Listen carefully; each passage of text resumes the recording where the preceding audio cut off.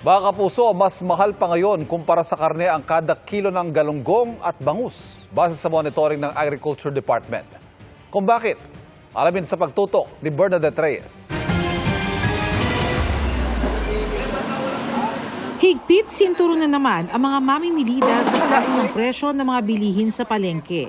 Gaya ni Chari Den, ang isang pirasong tilapia, paghahatian na lang nila ng kanyang mister.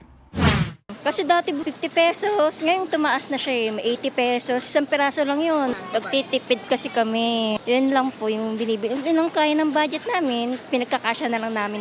Binili ko pong gulay, isang sayote, tapos kalating repolyo, isang carrots, 1/4 lang na beans, 260 na.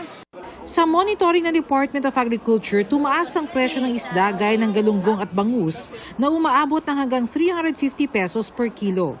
Sa Marikina Public Market, umaabot ang kada kilo ng galunggong sa 360 pesos. Ang bangus naman hanggang 390 pesos. Tumaas rin ang ilang gulay tulad ng red bell pepper, broccoli at patatas. Kukunti nga po ang supply ng galunggong. Walang mga kuha, walang mga biyahe kasi binaha. Kaya tumaas. Sa taas ng presyo ng galunggong ngayon dito sa Litex Market sa Quezon City, bibihira ang mga nagtitinda ng galunggong. Puhunan pa lang kasi, aabuti na raw ng 270 hanggang 300 pesos kada kilo. Kasi kung i-retail po siya sa ganung presyo po is umaabot na siya ng 340. Hindi na po talaga kakayaan, kahit ako naman siguro. Hindi na rin ako bibili ng galunggong. Pag bagyo, titigil yung pangingisda. Sa gulay naman, mabilis naman na bahain. Ngayong pumasok na ang Burr months, maaaring tumaas ang presyo ng iba pang bilihin na madalas sa sangkap sa mga panghanda.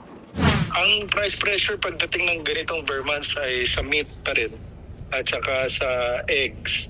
Yan yung karamihan ng pressures. Sa Litex Market, Quezon City, tumaas na rin ang presyo ng baboy. Ang kasim at pige hanggang 340 pesos kada kilo, habang ang liempo naman nasa 380 pesos na per kilo. Medyo umangat na sila. Siguro dahil nga malapit ng Pasko. Ganun naman every year eh. Tumaas na rin ang presyo ng kada tray ng itlog. Habang nagdi-December, tumataas po siya ng tumataas. Weekly kasi kami, ma'am, 5 pesos or 10 pesos ang bawat taas. Bare months na, pataas ng pataas ang demand. Ayon sa DTI, may mga hirit na taas presyo ang ilang manufacturer ng sardinas sa tinapay. Pero siniguro ng kagawaran na wala pa munang taas presyo ngayon. Para sa GMA Integrated News, Bernadette Reyes, nakatutok 24 oras.